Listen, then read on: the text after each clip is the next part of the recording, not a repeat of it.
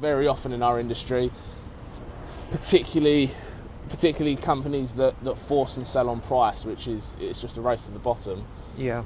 Is they're ringing up telling people we can save you X amount on this exchange rate, we can do this, we can do that, but there's no consistency or longevity in it, because if everything for the customer was directly about who can be the cheapest, Yeah. every other person giving them a phone call would be winning their business, and they'd be changing providers 2 or 3 times a week. It's not solely about the cost that's involved. It's about Yes. who you're dealing with, what structure there is, and are they right for you? Hello and welcome back, everyone. Today I'm with Robert McClelland, and he's going to be talking about how to make international payments safely. And before we get into it, Robert, can you just give the audience a brief background to your expertise and where you're coming from? The company's, I'm the account director at Orbis. The company's been founded 8, nearly 9 years. There was the two guys that founded it saw there was a big gap in the market, particularly for the kind of the transparency and integrity that seems to have been lost in foreign exchange. So there's a lot of the industry is kind of very hard and fast sell, and there's a much more nurtured process needs to be done relative to the kind of experience clients need. And I think Orbis saw the position for that. And from my personal history, coming from an engineering background initially, and then into being in the retail of supercars for a long time, I think my experience in that and holding the customer's hand through the process and explaining everything at any given moment was exactly what they were going for at the time, and hence being offered the position as the account director. Right. So when it comes to international payments, a lot of people tend to go to the banks and think the banks are the best bet for them, but that's not necessarily always the best option. You're right. So predominantly and off natural instinct, anybody of a growing scale, or even some already pretty large established businesses, they'll use the bank, a standard banking infrastructure, as a solution for their currency requirements. So, at least the bank subsidiary of it. So for someone like NatWest, for example, which is Agile Markets, they prolifically have, banks across the whole prolifically have much higher rates of exchange or commissions involved in the exchange rates than individual brokers or people that kind of only specialise in the currency transaction. So the cost involved in having to use a bank, which often isn't what people think, is a lot higher than using a standalone service or something like Orbis, particularly with the way we're operated and the way we're set up. It's a much more well-rounded solution as opposed to a kind of subsidiary or an arm of a banking infrastructure to do it. With much less costs involved than what there would be with the bank. Yeah, and also with the banks, sometimes the transactions don't always happen on time, do they? Well, exactly. So there's not a lot of transparency or education on the client's behalf of whether, not only in terms of booking the trade at the right time relative to where the market's at and making sure that's the most cost effective, but also if you're on a deadline for an order to be released. As an example, clients buying goods out of mainland Europe or Asia, if they need those goods to be released and put on a container by a certain day, there will be a time frame within that day that the funds would be sent. So should the client need the goods to be released that day, they may have looked at it on the bank in the morning, seen the exchange rate, waited to receive funds or done whatever before sending that money to their supplier. But by the end of the day, it's gone past the cut-off or the time period for it to have been paid within a specific time. Their delivery's now been pushed back a couple of days or however until it can get on the next container or whatever the next logistical solution may be. But there's no understanding from the bank for that very seldom is it the case that the bank will have a direct point of contact or a direct, essentially, account manager for the client to explain all those things. So when there is an issue and the client's saying, well, I sent the funds on Monday afternoon, it's now Thursday morning and they're still not there, what's happening? Or Wednesday morning, still not there, what's happening? There's no one for them to contact at the bank other than a support email and wait for someone to come back to them. With a company like Orbis, being that the kind of customer experience and the whole business is built around being customer centric, at any given moment, 24 hours a day, you'll have a person to call to understand where those funds are, full transparency in the way the payments are made, and the chain of the payments to get to the beneficiary, or vice versa if funds are being brought back in. And at any given moment, the client can know exactly where all their funds are going to be, or how long it's going to be for the funds to be received or delivered. Right. Okay. So what are your best tips for people who need to make international payments? There's a lot of answers to that question, Francis. So first of all, I'd say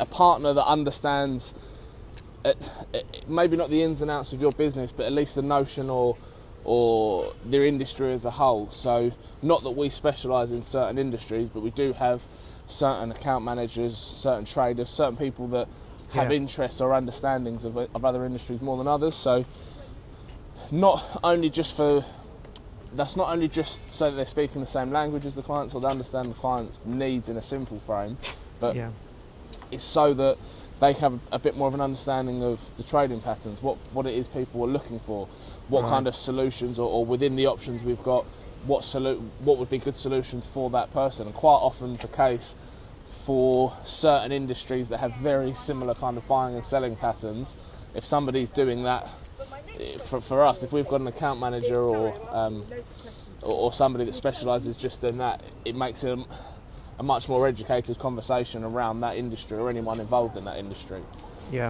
So that's one big thing. The second thing is always be aware of what you're paying, you know. So a lot of these companies out there, they're saying there's no commissions, they're saying it's the most competitive rate, but you don't know until you have a look, or at least have other options, you know. So that's not to say that you want to always go with the cheapest person relative to what's available in the currency market, because that's where you hear these horror stories, and unfortunately that's why an element of our industry has been tarnished with a very bad name, because there's no requirement to have to be transparent, but understand what it is you're paying for and make sure that the service within that is justified, you know.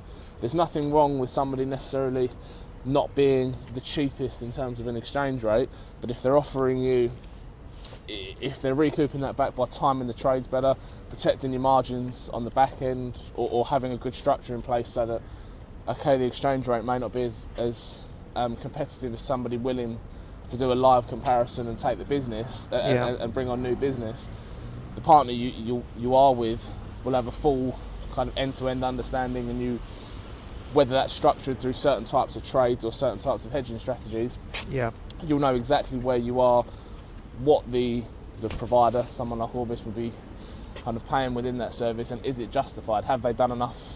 Have they done enough and given you enough security around hedging strategies, buying options, or buying structures to make you feel comfortable and feel as though that was the right thing to have done, you know? Because very often in our industry, particularly companies that force and sell on price, which it's just a race to the bottom, is they're ringing up telling people we can save you X amount on this exchange rate, we can do this, we can do that, but there's no consistency or longevity in it, because if everything for the customer was directly about who can be the cheapest, every other person giving them a phone call would be winning their business, and they'd be changing providers 2 or 3 times a week. It's not solely about the cost that's involved, it's about who you're dealing with, what structure there is, and are they right for you.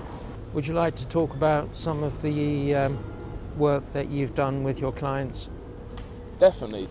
So one thing we really do is try and advocate expansions or help people get into certain geographics. So if somebody comes to us and says, we're looking to break into the UAE, or we're looking to breach the US market, or certain geographics around the world, we'll go through our client base, of which is amalgamated of people in an abundance of different industries, including marketing, distribution, agriculture, cosmetic. There's an abundance of different things we deal with, but we can normally cherry pick someone relative to what that client may need help with, to either connect them or to look to get them into that certain geographical place that they're looking to expand into. Yeah, feel free to talk about your services. Yeah, so the basic services, there's different types of trading. So a company that, as a simple example, needs to buy or sell a specific currency. Obviously you have the spot trades, which is same day, same transaction, whatever the live market is, then you book it in and settle the funds, and that's done. You've also got forward options. So a forward option is when you can lock in today's rate on any currency or on a specific currency pairing for a period of time, which could also be inclusive in a hedging strategy, although hedging is slightly more involved in looking at certain patterns, protecting your margin based on today's rate or based on a rate for a period of time. Something else we've done that we've dived kind of deeper into over the last year, 18 months, is offering a full foreign exchange risk assessment and analysis. So we'll go through all of your trading platforms, and we have algorithms and systems to do this. We'll go through all of your previous trading history, look at what you was either buying or selling a specific currency for, have a full breakdown relative to the live market analytics, whether that was a good time, whether the market was on or offside within a few days or hours of booking that trade. Right. Not always, I mean, nobody's got a crystal ball, but it gives you a good idea of who you're dealing with at the moment, whether they're always, or whether they're consistently hitting the mark or consistently missing the mark. What kind of security could have been, what more security could have been put in place for that to have prevented that happening. Sure. So that's that. The other thing I do, and some of the other guys as well, but predominantly me, is we spend the time to go and meet the client. So whether so much of our industry is built up of kind of the cold calling nature and the hybrid removed nature of not meeting the clients, we spend the time to go and meet our clients, whether it's a product launch they've got, whether they've had a new office built, whether it's simple things like networking events, if they maybe ask us to come into a London-based networking, or anything that may involve a face-to-face interaction, which I think from anything post-COVID is so valuable. Not enough people are doing it. No. Not just in the currency industry, but in industries as a whole. You know, I mean, it's nice to see the rise of the London networking scene very much alive and kicking at the moment, and a lot of good business opportunities.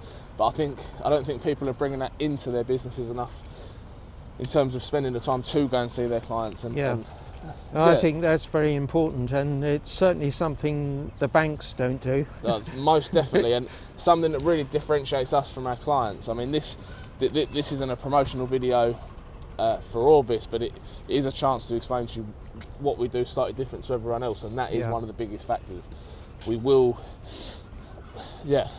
whether it's going to attend things, our clients, as I mentioned, product launches, office openings, meeting them at certain trade shows or exhibitions or things that they'll have a presence at. And with a good business hat on, that's a good way to leverage your client into other,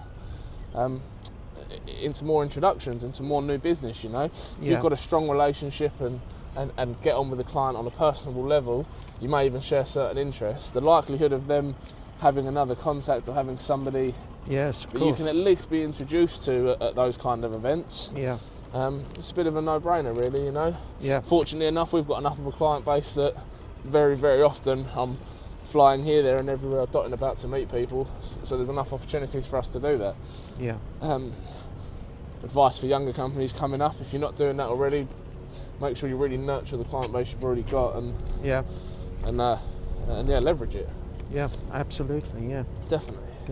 Is there anything else you'd like to mention?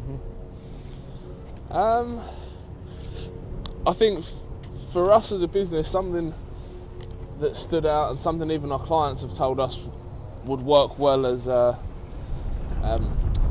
would work well in terms of introducing new business is that people really understand who we are and how we operate. You know, there's no smokes and mirrors as there is with a lot of the hidden commissions and exchange rates and fees that are involved in, not even just banks, but some of these other substandard brokerages, and even some of the online services, Revolut, Wires, things like this. Yeah. There's a place in them for the market, but anyone running a business, too much of the onus of using that time in the trade is on the client. It shouldn't have to be like that. You can take that stress out of what you're doing and put it onto someone like us to manage. Thank you very much, Robert, for doing the talk today. Thank you. It's been really good to have you here. If people want to get in touch with you, what's the best way? So with myself directly will be my email, which will be at the bottom of the link. Okay. Failing that, there will also be obviously our website, orbis-exchange.com. Everything's explained on there. The website, by the time the video goes out, may have been updated with a meet the team, so you can see everybody within us between the UK and the UAE office. Okay. Contact numbers and contact details will be on that. Splendid. Okay. And if you enjoyed the talk today and got some value from it, then please consider liking and subscribing. Look forward to seeing you next time. Take care. Bye.